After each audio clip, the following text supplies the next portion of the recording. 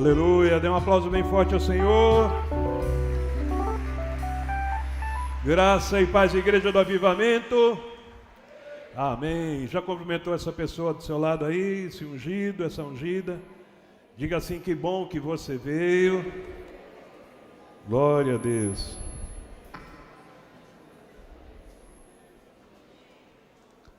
Por favor, abra sua Bíblia. Nos dias de ceias a gente tem um compromisso de terminar o culto mais cedo, mas daí eles me entregam para pregar 8h30. Aí fica difícil terminar mais cedo. Eu falei para o Tiba: você tem 5 minutos, mandei a mensagem, 5 minutos para dar a palavra de oferta. Ele gastou 10. Fora meia hora de aviso. Depois vocês não reclamem se acabar 10 horas hoje. Eu só sou o pregador. Abra sua Bíblia, por favor, 2 Crônicas, capítulo 14. Você conhece na Bíblia o rei que criou asa e não voou? Conhece? Na Bíblia tem um rei que criou asa e não voou. Abra sua Bíblia aí, 2 Crônicas 14, versículo 4. Vamos do primeiro. Eu queria adiantar, mas não tem jeito. 14 primeiro. Encontrou? Diz assim: Abias morreu, e eles o sepultaram na cidade de Davi. E Asa, seu filho, entendeu o rei que criou Asa? Abias, o pai de Asa. Seu filho reinou em seu lugar, nos dias dele.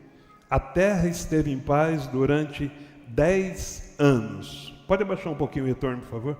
Asa fez o que era bom e reto aos olhos do Senhor, seu Deus, porque aboliu os altares dos deuses estranhos e o culto nos lugares altos, quebrou as colunas e cortou os postes da deusa Azerá.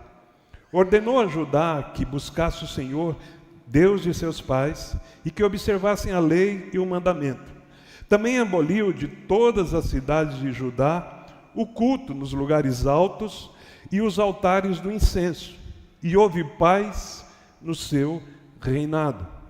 Asa construiu cidades fortificadas em Judá, pois havia paz na terra, e não houve guerra contra eles naqueles anos, porque o Senhor lhe tinha dado repouso.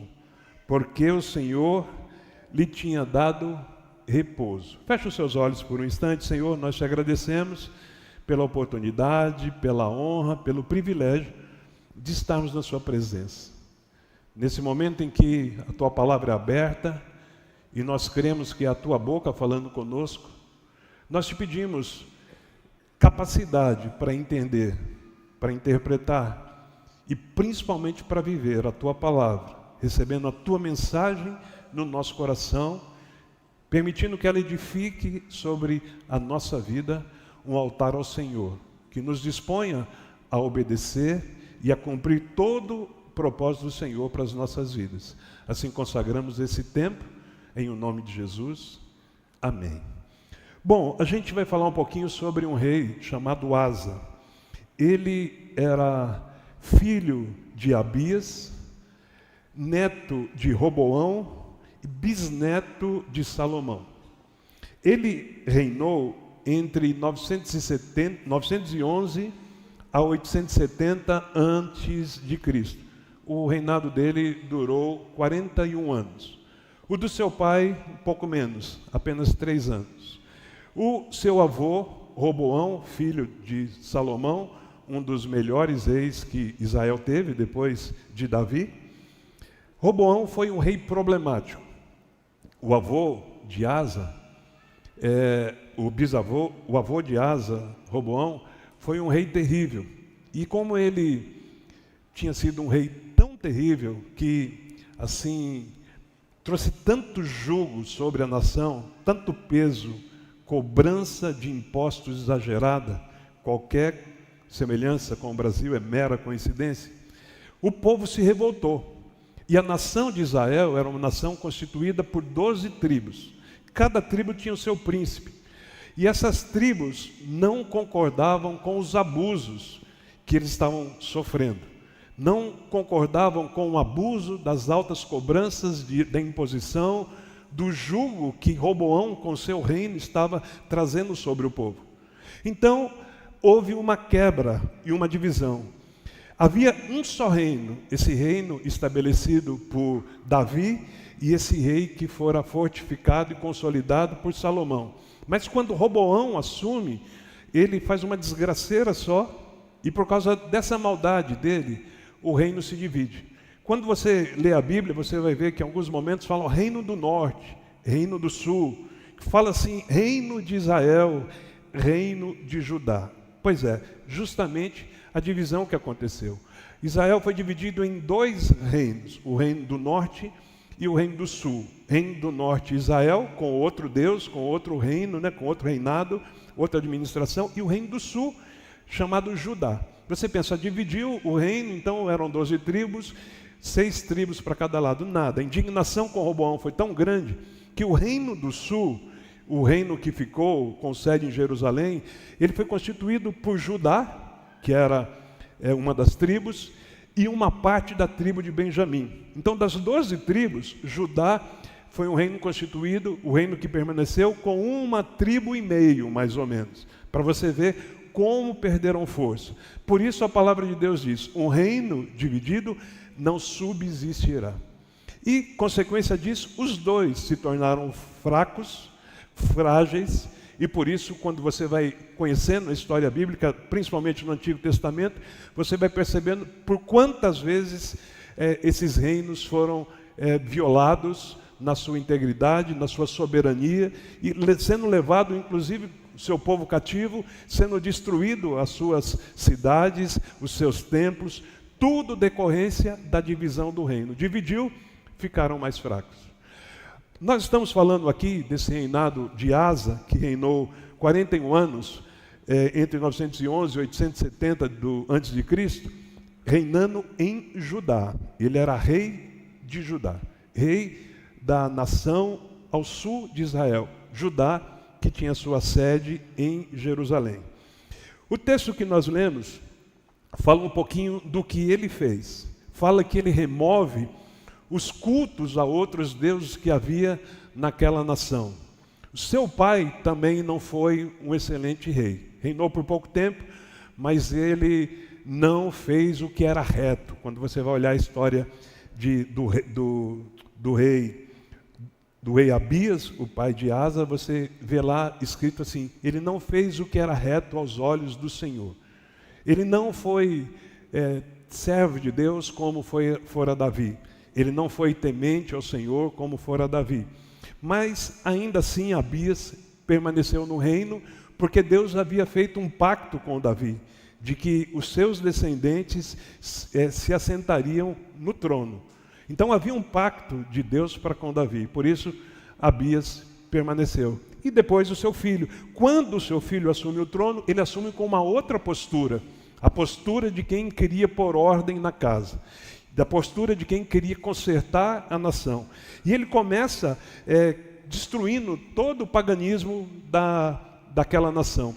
Inclusive ele mexe com a rainha mãe, que aqui pelo entendimento que se tem, era a avó dele, que tinha um título importantíssimo de rainha mãe, e ele vai até ela e destrói os ídolos que ela tinha, os postes ídolos. Ela adorava uma deusa chamada Azerá, e ele destrói, como quem diz, olha, tudo bem você é a minha avó, tudo bem você tem o título de rainha mãe, mas eu sou o rei, e aqui não haverá outro Deus além do Senhor. Tem horas que a gente tem que enfrentar algumas situações na nossa vida. Hoje a gente vive um tempo, uma geração que se tenta amoldar a costumes, tenta se amoldar, inclusive a idolatria, tenta se amoldar a situações para não constranger, para não confrontar, para não se tornar um péssimo vizinho, a política da boa vizinhança. E a gente vê que quando você assume uma posição de liderança, quando você assume uma posição de governo, você tem que se posicionar. E se ele deixa passar o tempo para se posicionar, com certeza não conseguiria fazer o que ele fez. Então ele já chega resolvendo. O que temos que resolver? Essa nação se tornou uma nação idólatra. Foi sempre um problema de Israel por um bom tempo. Esse problema de idolatria no meio do povo de Israel ou de Judá só termina quando eles são levados ao cativeiro, coisa que Deus anunciou a eles que aconteceria se eles não se convertessem. Deus usou os profetas para dizer: se vocês não se converterem, vocês se tornarão escravos de outras nações. Não foi por falta de aviso, mas eles insistiam, desde o êxodo de lá quando eles deixaram o Egito, eles insistiam em ter outros deuses. Inclusive um dos mandamentos que Deus entrega às tábuas da lei a Moisés era: não terás outro Deus além de mim, não fará para ti imagens de escultura. E todas essas coisas, todos esses avisos, ordens e até leis que Deus estabeleceu, eles insistiam em não obedecer. Somente quando a gente vai lendo a história, a gente percebe que houve uma mudança forte assim, a mudança real na vida desse povo, depois que eles foram levados cativos. E é como a maioria de nós, né? Parece que a gente tem que sofrer para a gente acreditar naquilo que Deus está dizendo. Parece que a gente tem que sofrer, a gente tem que dar com a cara na parede, parece que a gente tem que perder as coisas mais preciosas da vida, só para então a gente entender que Deus tinha razão. Quando seria tão mais fácil eles terem recebido lá os mandamentos de Deus dizendo: olha, não terás outro Deus além de mim. Pronto, não precisamos de bezerro de ouro. Pronto, não precisamos de Baal. Pronto, não precisamos de Azerá. Pronto, se os outros povos, se as outras nações adoram outros deuses, nós não precisamos nada. Eles insistiam em continuar na idolatria. Então, quando Asa assume, o rei se torna rei, ele decide acabar com tudo. Ele decide destruir o paganismo no meio do povo. E o texto que nós lemos diz: ele fez o que era bom e reto aos olhos do Senhor, porque aboliu os altares dos deuses estranhos, os cultos em lugares altos, quebrou colunas, essas colunas eram postes de adoração, e os postes da deusa Azerá. Ordenou a Judá que buscasse o Senhor, Deus de seus pais, e que observasse a lei e o mandamento. Tudo já estava estabelecido. O povo já sabia, o povo só não obedecia. Não é que eles não tinham entendimento. Eles adoravam outros deuses porque não sabiam. Sabiam. Eles adoravam outros deuses porque Deus nunca havia dito para eles que não podia fazer. Deus havia dito. Deus havia estabelecido princípios. Deus, inclusive, havia estabelecido as leis. No entanto, nada. Não queriam obedecer. Então, ele fez tudo, ordenou que o povo observasse a lei, o mandamento, aboliu de todas as cidades de Judá o culto nos lugares altos. São cultos pagãos, porque os cultos de Judá eram feitos no templo. Eles tinham um templo mais lindo, eles tinham um templo mais bem feito entre todas as nações e todos os povos. Então, quando ele fala que ele destituiu, aboliu os cultos que eram realizados em outros lugares, é porque havia um lugar para adorar a Deus. Não que não pudesse ser adorado, mas isso se refere à adoração a outros deuses. Então, ele aboliu tudo isso, e aí o texto no versículo 5 diz: depois que ele põe a casa em ordem, houve paz no seu reinado. E é assim que acontece quando a gente decide colocar a casa em ordem. É assim que acontece, não quando a gente apenas decide, mas quando a gente bota em ordem. Precisa derrubar esse ídolo? Vamos derrubar. Precisa derrubar essa idolatria? Vamos derrubar. Precisa acabar com esse pecado? Vamos acabar. Precisa consertar a família? Vamos consertar. Precisa ajustar isso? Vamos ajustar. Precisa orar? Vamos orar. Precisa adorar? Vamos adorar. Precisa jejuar? Vamos jejuar. Deus fala o que nós temos que fazer. O problema é que a gente não é não saber, nós sabemos. O problema é fazer. Eu sempre me refiro e comparo isso com a questão da dieta, do regime.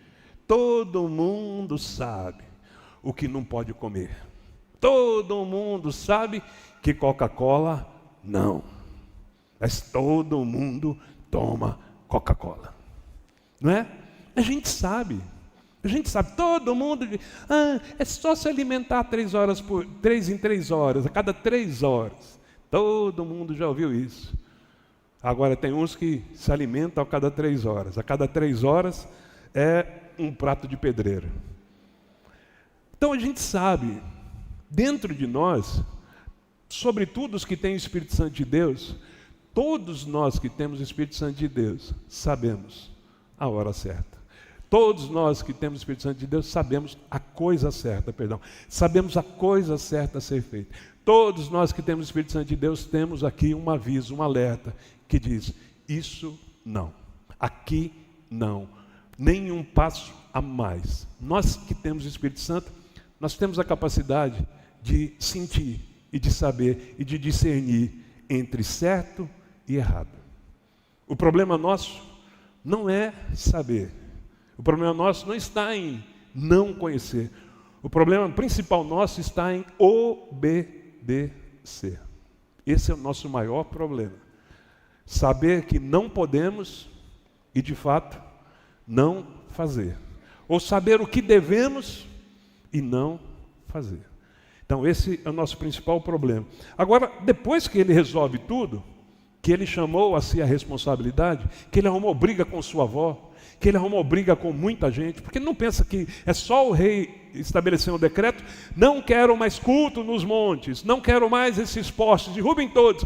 Não pense que é só Deus, só o rei estabelecer o decreto, que todo mundo diz, sim, meu rei venerado, eu obedeço. Negativo.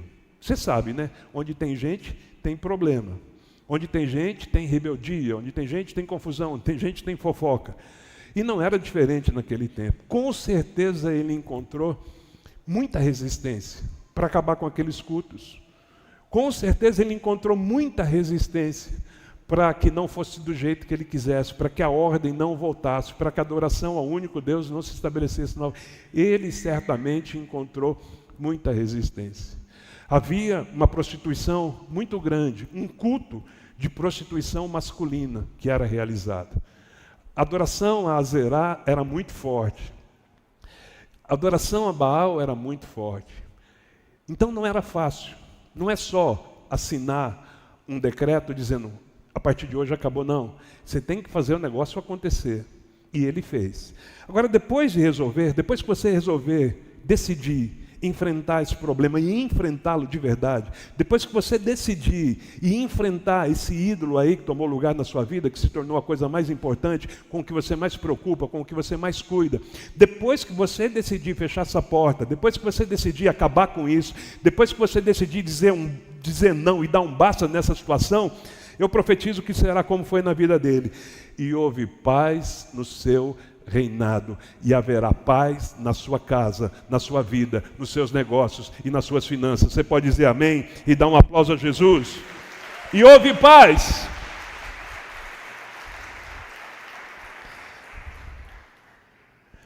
Agora, você vê que sempre tem um preço a se pagar. No versículo 6, foi o último que nós lemos, diz assim, olha, ele construiu cidades fortificadas em Judá, pois havia paz na terra, e não houve guerra contra ele naqueles anos, porque o Senhor lhe tinha dado repouso. Bom, versículo 5 termina dizendo que houve paz em seu reinado. E o versículo 6, aqui tem uma lição poderosa para nós. Versículo 6 diz assim, 5 termina dizendo, e houve paz. Ou seja, o tempo de paz continuava. No versículo 6, ele está gozando desse tempo de paz. E o texto diz que ele decide construir cidades fortificadas. Uma pergunta boa que nos cabe aqui para o tema de hoje. O tema de hoje é, em ti confio. Uma pergunta boa que nos cabe dentro do tema de hoje, você vai entender melhor esse tema daqui a pouquinho, é o que você faz quando o tempo de paz chega na sua vida. Olha, eu vou falar aqui como pastor observador dessa igreja, que um problema maior da nossa igreja, no sentido geral, envolvendo liderança, ovelhas, todo mundo, são os nossos momentos de paz. Os nossos problemas aqui, como ministério, como igreja, não estão nos nossos momentos de guerra. Pelo contrário, os momentos de guerra são os momentos que até hoje que nos deram maior alegria por ver engajamento, por ver sangue nos olhos, por ver disposição, por ver coragem, por se assombrar com algumas pessoas que tomaram a postura, que acordaram, que se despertaram para a vida. Esses momentos de guerra, assim, nos impressionam a capacidade que alguns têm de pessoas que a gente achou que nem sabia falar, que nem sabia se pronunciar, se apresentar, fazer nada, e de repente se levanta com coragem e vão à guerra e nos ajuda a vencer a batalha. Esse não tem sido o problema nosso, nem no aspecto ministerial e nem nos individuais. Os nossos problemas estão quando estamos vivendo em paz. Isso se reflete muito, como eu posso explicar? Por exemplo, para usar aqui como base de exemplo, eu vejo pessoas chegando aqui na igreja quebradas o tempo todo. Que a impressão que a gente tem, o que o mundo tem, é que a igreja é o lugar dos quebrados. A igreja é o hospital. E, de certo aspecto, é o hospital. Mas o que acontece de diferente é que no hospital, depois que você é curado, você recebe alta, você vai embora. E se a gente considerar a igreja como esse hospital, dentro dessas características, eu vou lá quando eu estou quebrado, e aí eu vou ser consertado, eu vou ser remendado, e vou ser liberado para voltar para casa. Eu vou para a igreja quando eu estou doente, aí então eu recebo a cura, fico bem, e aí recebo alta e vou embora. Eu vou para a igreja quando eu estou debaixo de opressão, de guerra, aí então eu venço, tenho libertação, tenho estratégias, e eu fico bem e vou embora. Esse tem sido o nosso maior problema. Quantas pessoas aqui chegaram aqui quebradas, e Deus curou, Deus libertou, Deus transformou, Deus tratou, Deus prosperou, e aí elas se dão alta a si mesmas e dizem, meu tempo aqui acabou. Esse tem sido um problema recorrente nesses 27 anos, de que pessoas estão chegando aqui quebradas, eu não tenho problema com ninguém chegar aqui quebrado, mas eu tenho problema com essas pessoas dando alta a si mesmas. No momento que elas mais poderiam ajudar a acolher os quebrados que chegam, os oprimidos que chegam, os doentes que chegam, nos momentos que elas poderiam nos ajudar a receber essas pessoas, a acolher essas pessoas, elas dizem, não, meu tempo aqui acabou. No momento que elas poderiam nos ajudar a subsidiar os custos que nós temos para conseguir abençoar a vida dessas pessoas, elas simplesmente olham para si e dizem, a minha hora de ir chegou. Isso é tão comum. Isso não é só comum no que diz respeito a ministério, isso também é comum no que diz respeito à família. Uma vez nós fomos visitar uma casa, aqui no bairro, que eu entrei na casa e fiquei impressionado, que a gente conhece muitas casas aqui, e a gente sabe mais ou menos o padrão da casa, mas aquela casa tinha um padrão, assim, uma casa de alto padrão, aqui no bairro, uma rua comum, simples aqui do bairro, mas ao entrar na casa, a casa tinha tudo de uma casa de alto padrão, tudo. Nos móveis, na decoração, no acabamento, em tudo, nos espaços, tudo, a casa linda. E nós fomos lá porque a mulher pediu para que um casal de pastores pudessem ir, ela não vinha à nossa igreja. E aí uma amiga vinha, pediu, os seus pastores podem vir, nos contataram e nós fomos lá orar por ela, e nós conversamos um pouco, ela contou resumidamente a história da vida dela. E ela falou, nós nos casamos, morando de favor, uma vida dura, uma vida difícil, e nos empenhamos, eu fui trabalhar de diarista, e ele foi trabalhar em prédio, na manutenção, e aquela guerra, aí a gente viu que a gente precisava, para crescer, precisávamos estudar, então eu disse para ele, você vai, e a gente dá um jeito, e ela fez das tripas o coração, e trabalhando em 2 empregos, e ele trabalhando, estudando, tudo isso para crescer, para prosperar, conseguiram comprar um terreno, e aí construíram a casa, essa casa que nós fomos, e ele foi promovido, foi crescendo com o estudo, com a formação, com outros cursos que ele foi fazendo, se esforçando, ela daqui, ela de lá, e aí então conseguiram chegar nesse tempo, no tempo que deveria ser de paz. Por quê? Casa boa, carro bom, filhos, bom salário, agora ela já não precisava mais trabalhar, uma boa renda, um bom recurso, conseguiram, agora estavam colhendo o fruto do seu penoso trabalho. E aí ela disse, e agora, nesse momento, eu descubro que ele já tem uma outra família, uma segunda família, há alguns anos. Ele vive aqui e vive lá. no momento melhor, deveria pelo menos ser, de curtir a paz, ela descobre que está sendo enganada já há alguns anos. Quando as coisas melhoraram um pouquinho, quando ele comprou um carrinho melhor, quando ele tinha um recurso no bolso, quando ele tinha uma boa profissão, uma boa renda, agora ao invés de recompensar a mulher que foi a sua ajudadora, ela falou: pastor, aqui para tirar a terra, você sabe que a maioria dos terrenos aqui precisa cavar barranco. Eu colocava a mão na ferramenta, eu colocava a mão na enxada, na picareta, na pá, no carrinho de mão. Quando ele não tinha tempo, era eu que estava aqui. Era eu que estava ajudando aqui em chelagem, carregar bloco. Era eu que estava ajudando aqui. E agora, o que a gente diz para uma mulher dessa? No momento de colher, no momento de descansar, no momento de usufruir, botou tudo a perder. E como nós somos, não é? A gente vence as nossas guerras e no momento de colher os despojos da guerra, a gente cria guerras desnecessárias.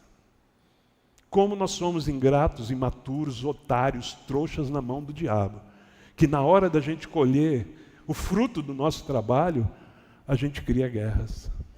Aqui o texto diz, é bem claro, e diz: o Senhor lhe tinha dado repouso. Porque Eclesiastes capítulo 3, o sábio diz: há tempo para todas as coisas. Há tempo para guerra, mas há tempo para repouso. Há tempo para guerrear, mas há tempo para descansar. É tempo para guerrear, mas é tempo de usufruir dos despojos que a guerra forneceu. Você pode estar no momento de guerra e essa palavra precisa entrar na sua vida para que no momento de paz, de descanso e de repouso, você não deixe de ser um homem, uma mulher que continua confiando em Deus e glorificando o nome dEle na sua vida. Você não pode deixar. Agora, às vezes a gente está no momento de paz, de descanso. O que você faz na hora da paz? Por isso que eu disse que tem uma lição tremenda aqui nesse texto, porque diz assim: olha, enquanto havia paz, ele construiu cidade fortificada. Ele preparou o exército, ele treinou, ele fortaleceu, ele revisou, ele viu as vulnerabilidades da nação, por onde o inimigo podia entrar, o que poderia acontecer. No momento de paz, irmão, não é só para você ficar curtindo série, maratonando série na Netflix. Momento de paz não é só para você ir para Ubatuba. Momento de paz não é só para você deitar em berço esplêndido. Pode também. É preciso, há tempo para tudo. Mas às vezes Deus dá um tempo de descanso. Parou a tempestade e você começa a dormir. E não significa que seja isso. Olha só a prudência de um homem que a gente está conhecendo um pouquinho da história dele hoje. No momento em que houve paz, ele fortifica a cidade. No momento que houve paz, ele treina o seu exército. No momento que houve paz, que há paz, ele verifica se há uma vulnerabilidade para a sua nação, para o seu povo, se há algum problema nos muros. Pelo contrário, ele manda construir muros nas cidades, fortificar. A cidade está fragilizada, a gente precisa melhorar isso. A gente a qualquer momento pode vir um exército, um adversário, um inimigo, e nós estaremos de que forma? Você vê a lição que ele transmite? A hora da paz, como o texto anterior diz: pois havia paz na terra, não houve guerra naqueles anos, porque o Senhor havia lhe dado repouso. No momento em que Deus lhe dá o descanso, ele se prepara para a guerra. Tem uma frase que comumente eu uso aqui, eu digo assim: isto também passará. Isso serve para o tempo de guerra. Você está num tempo de guerra, lembre-se dessa frase: isto vai passar. Mas se você estiver num tempo de paz, de repouso, de bonança, lembre-se, isso vai passar. E se no tempo da guerra você pode acreditar que isso vai passar, no tempo da bonança você se prepara para quando no momento da guerra chegar, você estar preparado para ela e vencê-la com tranquilidade.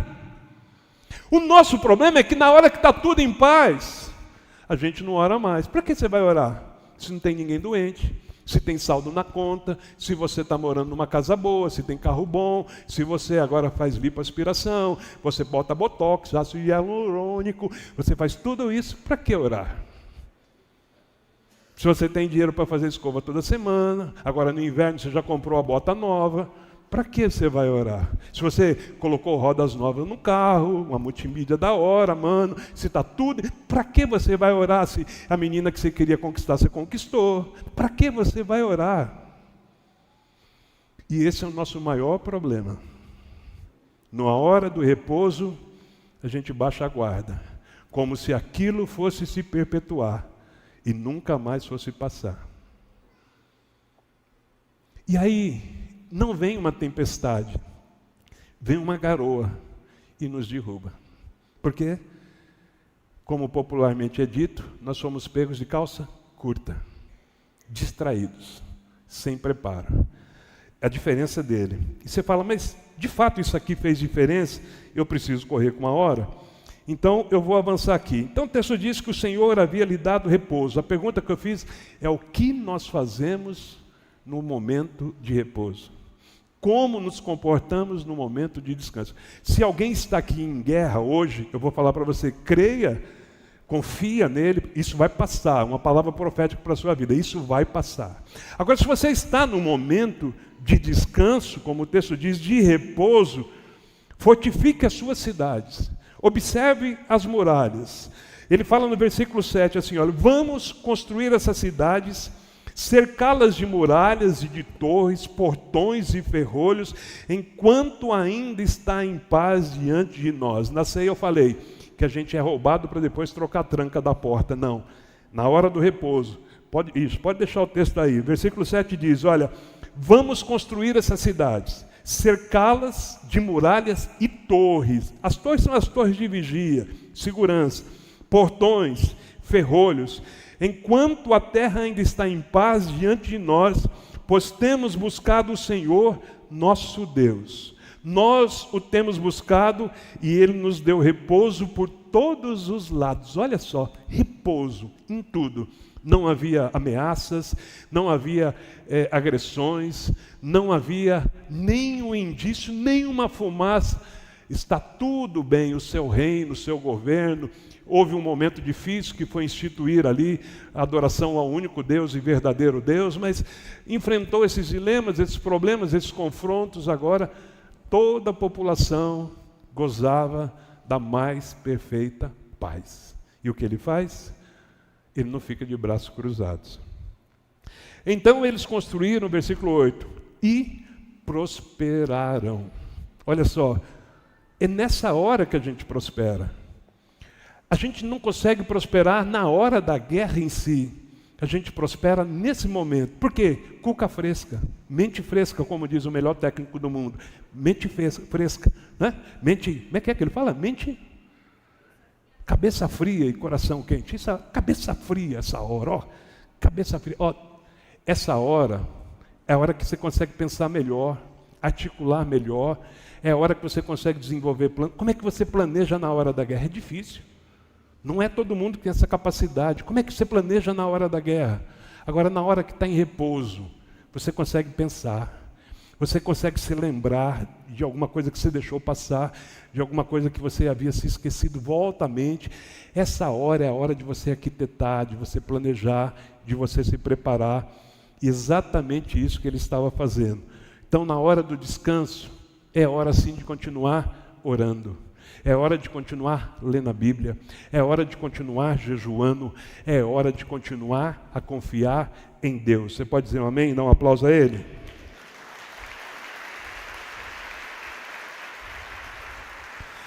Esse é o principal momento para abrir a porta da prosperidade da sua vida. Na hora da guerra, o que você consegue vencer é a guerra e se manter. Mas na hora do descanso é a hora de você planejar, projetar e alcançar sua prosperidade. Quanto dizem amém?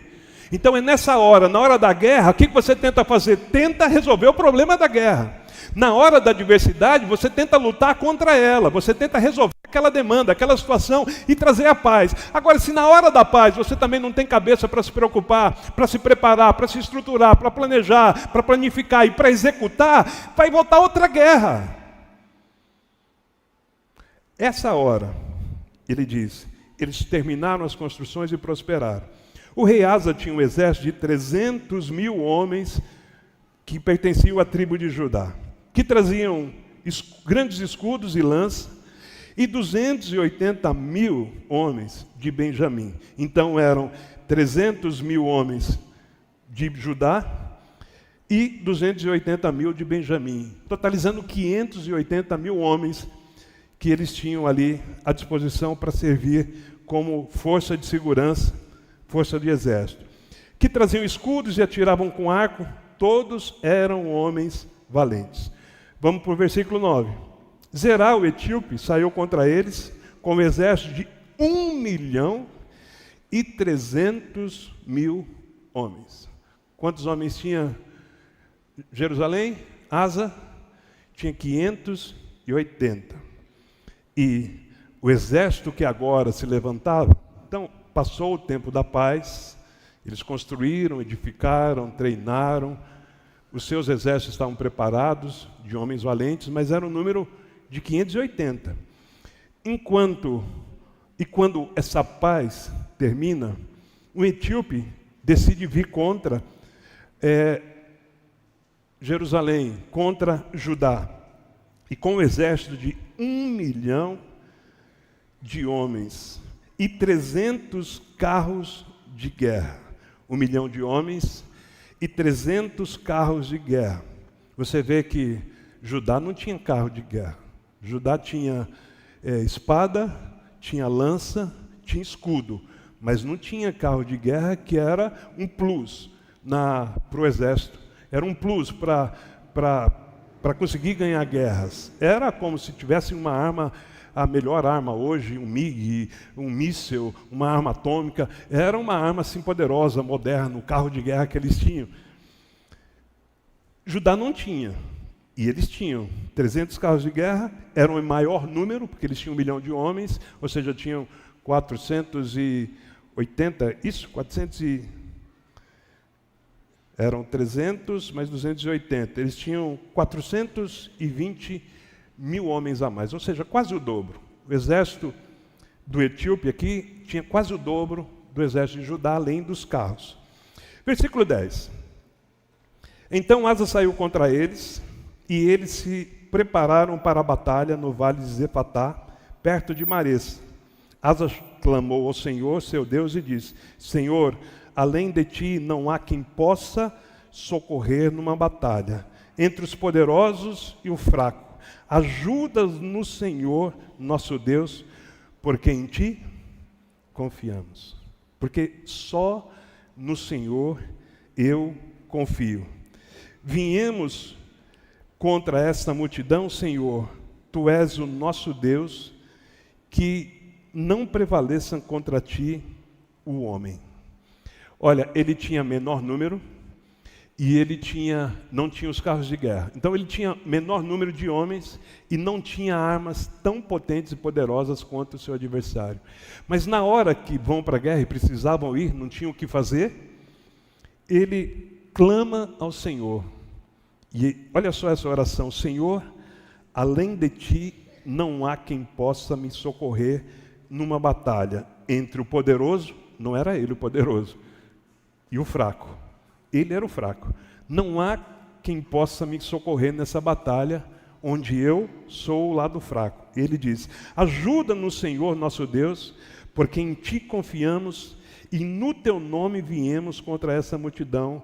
Senhor, tu és o nosso Deus, que não prevaleça contra ti o homem. Versículo 12. O Senhor derrotou os etíopes diante de Asa, e diante de Judá eles fugiram.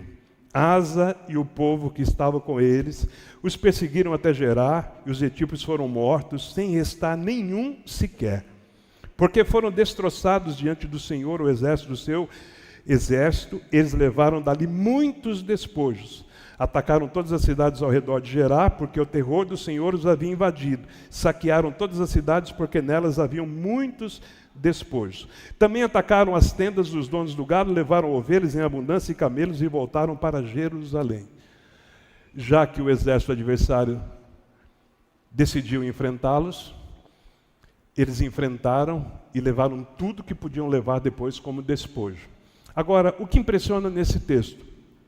O fato de que eles eram em menor número, o fato de que eles não tinham as armas que os inimigos tinham, mas o que impressiona nesse texto é como eles venceram. ele por nenhum momento diz: Senhor, nós vamos na força do nosso braço. Senhor, nós vamos porque o nosso exército é bem treinado. Senhor, nós vamos vencer porque os nossos homens são homens valentes. Por nenhum momento ele chamou louvor ao que ele havia feito, aos homens que ele tinha, ao poder que eles tinham, à capacidade que eles tinham, por nenhum momento. Pelo contrário, ele se coloca como a parte mais fraca. Senhor, há uma guerra entre o forte e o fraco. Nós somos o forte. E não há como vencer se não for pelo Senhor. E aí ele diz: em ti nós confiamos. Você quer vencer as suas guerras? É preciso que a gente aprenda a confiar em Deus. E confiar em Deus não significa que a gente está de braços cruzados, ou que a gente deve estar de braços cruzados. Mas que a gente também não pode acreditar que é pelo tanto que a gente faz, ou pelo que a gente faz, é que a gente pode vencer. Ele fez tudo o que podia fazer. Fortificou as cidades, treinou os seus homens, levantou um exército grande para a sua realidade, para o momento que eles haviam acabado de passar com a divisão dos reinos. Ele consegue ter homens valentes junto com eles, motivados, mas ele sabia que isso não era o suficiente. Eu vou dizer para você, uma boa lição para a gente aprender hoje: faça o que você tiver que fazer, o que você puder fazer, faça com toda a sua força. Mas não confie que os seus resultados se dará por causa disso. Alguém que diz: eu tenho um bom salário porque eu estudei, porque eu me formei, porque eu fiz pós-graduação, eu fiz MBA, eu aprendi outras línguas. Tudo isso colabora. Mas tem muita gente que tem boa formação, fez bons cursos, sabe falar outros idiomas e não tem renda. Estão desempregados, à procura de uma oportunidade. É preciso a gente aprender o que em Israel se tornou um cântico. E era um cântico que possivelmente o exército de Asa estava a cantar quando for enfrentar os etíopes. É um canto que diz: a minha confiança está em ti, Senhor. A minha confiança não é na minha força, na força dos meus braços, na força do meu conhecimento, do meu intelecto, do resultado do meu estudo, no meu dinheiro, da minha conta bancária. A minha força vem do Senhor, porque a minha confiança está em ti, ó Deus. Esse cântico está registrado em Salmo, capítulo 20, versículo 7. É um salmo de Davi, e você sabe que salmos são cânticos, e eu acredito que esse poderia ser um cântico excelente, que quem sabe eles estavam cantando esse cântico. Dá para colocar aqui 20, versículo 7.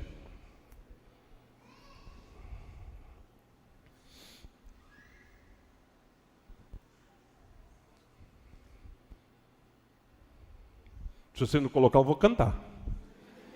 Colocar. Salmos 27. Diz assim: lembra que eles tinham um plus, que além de ser a quantidade maior, quase o dobro de homens, eles tinham carros de guerra. Olha o que o salmista escreveu: uns confiam em carros de guerra e outros em seus cavalos. Nós, porém, invocaremos o nome do Senhor, nosso Deus. Você pode dizer aleluia e dar um aplauso bem forte ao Senhor? De onde vem a sua força? Ela vem de quem você confia. Uns podem confiar em carros. Eu imagino isso, que deva ter sido um fator motivacional para exalar fé e coragem naqueles homens que já eram homens valentes. Imagina eles indo para a guerra e alguém diz: mas eles têm um dobro de homens. E outro diz: mas eles têm carros de guerra. E alguém começou a cantar: mas nós faremos menção ao nosso Deus, nós cremos no Senhor da guerra. Eles creem em carros e cavalos, mas nós louvaremos ao Senhor da guerra. É o Senhor nosso Deus que nos dá a vitória, é Ele. Você pode dizer aleluia e dar um aplauso bem forte ao Senhor. Aleluia! Nós confiamos no poder do nosso Deus. Na tradução da linguagem de hoje diz assim: alguns confiam em carros de guerra e outros nos seus cavalos. Mas nós confiamos no poder do nosso Deus. Meu irmão, é aí que a gente vence a guerra. E eu não sei essa música, eu sei só a letra, mas te desafiar a criar uma canção, colocar uma música para os seus dias. Se você está em guerra, crie uma música para os seus dias. Se não está, crie uma música para te fortalecer e para te preparar. Quando a guerra chegar, você nem vai se dar conta do seu adversário. Eles se prepararam no tempo de paz. Eles se prepararam no tempo de descanso. Quando a guerra chegou, não os assombrou. Eles foram lá e atropelaram o adversário. Eles foram lá e passaram por cima do adversário. Eles confiam nos carros deles, mas nós confiamos no poder do nosso Deus. Faça dessa uma canção para a sua vida. Fica de pé em nome de Jesus. Faça dessa uma canção para a sua vida. A canção de um homem, a canção de uma mulher que sabe em quem tem crido. Eu sei em quem eu tenho crido.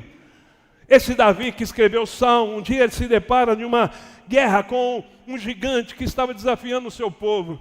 E quando ele decide enfrentar esse gigante, e quando ele chega diante dele, o gigante fala assim: ei, quem é você para vir contra mim com esses pedaços de pau? Por acaso eu sou algum cachorro? Davi olha para esse gigante e fala assim: olha, você vem contra mim com espada, com escudo e com lança, mas eu vou contra ti em nome do Senhor. Onde está a nossa confiança? Em quem temos crido? Em quem temos confiado? Eu quero que você diga: eu confio em ti, Senhor. Eu confio em ti, Deus. Alguns confiam em carros, outros em cavalo, mas eu confio no seu poder, ó Deus. Essa seja a sua canção, meu irmão. Está aí enfrentando guerra, numa adversidade, está enfrentando uma situação adversa, uma tempestade. Você vai dizer: eu confio em ti, Deus, não há outro além de ti. Uns confiam em carros, outros em cavalos, mas eu confio em ti, no teu poder, ó Deus. Feche os seus olhos. Adore o Senhor da vitória. O Senhor é o Deus forte, o Deus de guerra, o Deus de batalha. Feche os seus olhos e creia nele. Creia na sua vitória em nome de Jesus. Onde está a tempestade? De onde vem a guerra? Onde está a guerra? Creia na sua vitória em nome de Jesus. Creia na sua vitória em nome de Jesus. Eu confio em ti, Senhor e Deus meu. Eu confio em ti, Senhor. Abre o seu coração nessa noite, de olhos fechados. Creia na vitória que provém dele para a sua vida. Vem pra tentar ferir o valente de Deus em meio às suas guerras.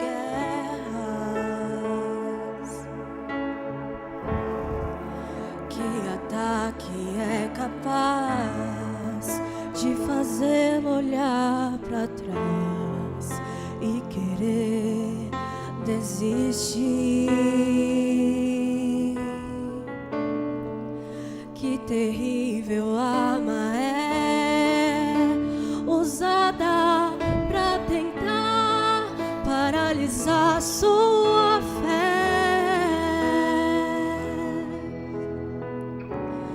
Cansaço, desânimo, logo após uma vitória, a mistura de um desgaste ou um contra-ataque do mal, a dor de uma perda ou a dor da traição, uma quebra de aliança que é a raiz da ingratidão. Se alguém está assim, preste muita atenção, ouça o que vem do coração de Deus.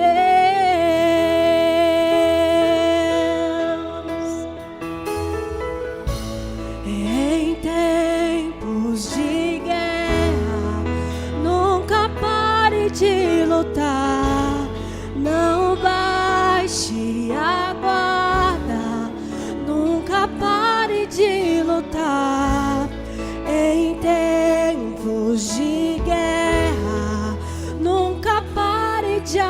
adorar. Libera a palavra, profetiza sem parar.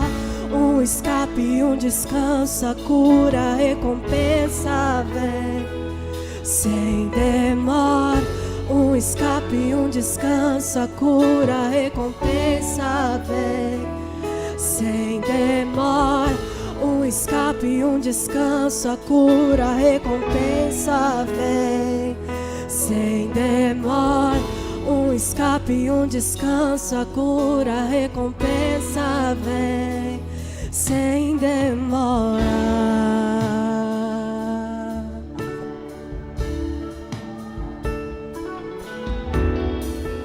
O que vem pra tentar ferir o valente de Deus em meio às suas guerras?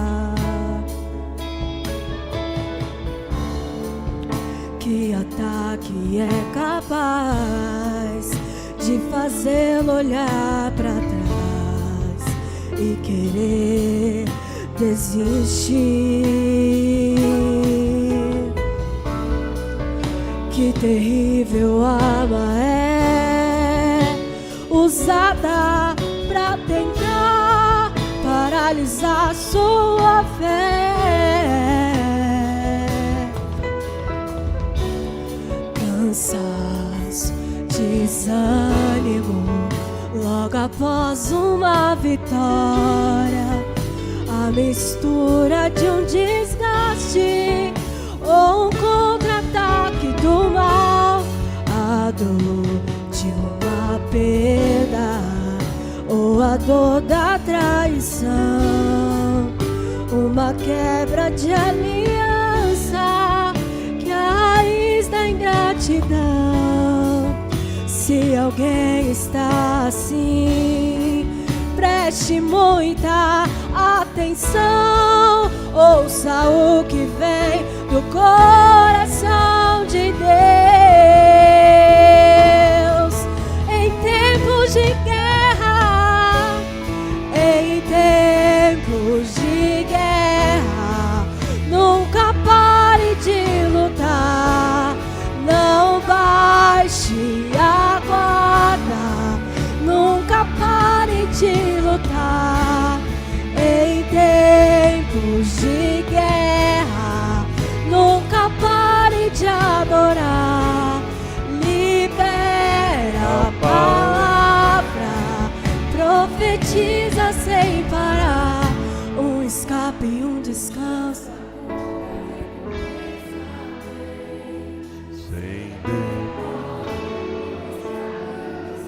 A cura, a recompensa vem sem demora.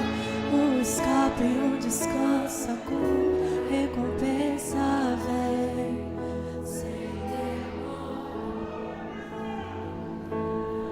Uns confiam em carros, outros em cavalos, mas nós, ó Deus, confiamos em Ti. Nós confiamos no poder do Senhor. Pai, no nome de Jesus eu Te agradeço, porque o Senhor nos ensina um novo cântico e um cântico de vitória. O cântico, Senhor, que nos revela quem Tu és e que a nossa confiança está posta no Senhor. É o Senhor quem nos dá a vitória nas batalhas. O Senhor é o Deus das batalhas, que luta as nossas batalhas, e nós Te agradecemos, Senhor, nessa noite. Leva-nos, ó Deus, para uma semana onde não se aparte de Ti o nosso coração, onde não se aparte de Ti a nossa decisão de, em tempos de guerra, Te servir, Te adorar e confiar, e também nos tempos de descanso e de paz, ó Senhor, preparar para a vitória, preparar, Senhor, a segurança, preparar as estratégias, preparar o caminho, Senhor, para que o Rei venha e possamos dizer: venha o Rei, entre o Rei da glória. Ele é o Senhor, o Deus forte e poderoso nas batalhas. Levantai, ó porta, as vossas cabeças, para que entre o Rei da glória, em o nome de Jesus. Senhor, seja a tua vitória, a nossa vitória, Senhor. Seja, Senhor, a tua vitória, a nossa vitória. Nós confiamos em Ti, ó Senhor, nós confiamos em Ti, ó Deus. A nossa confiança está posta no Deus da nossa salvação. Leva-nos em paz, Senhor, para uma semana, e faz dessa semana uma semana abençoada. Guarda a nossa entrada, a nossa saída, os lugares por onde passarmos ou onde estivermos, de onde voltarmos. Dê ordem aos teus anjos ao nosso favor, no sentido que nos livrem de todo o mal. Estenda essa bênção também a toda a nossa casa, a nossa família, a toda a nossa descendência, em nome de Jesus. Prospera-nos, Senhor, pelo caminho, e que a nossa vida seja um testemunho vivo sobre a terra, de que não há outro além de Ti, Senhor. Com o amor de Deus Pai, graça, paz, salvação de Cristo Jesus, Seu Filho, comunhão, consolação e direção do Seu Santo Espírito, seja sobre a sua vida, hoje, em todos os seus dias. Você recebe dizendo...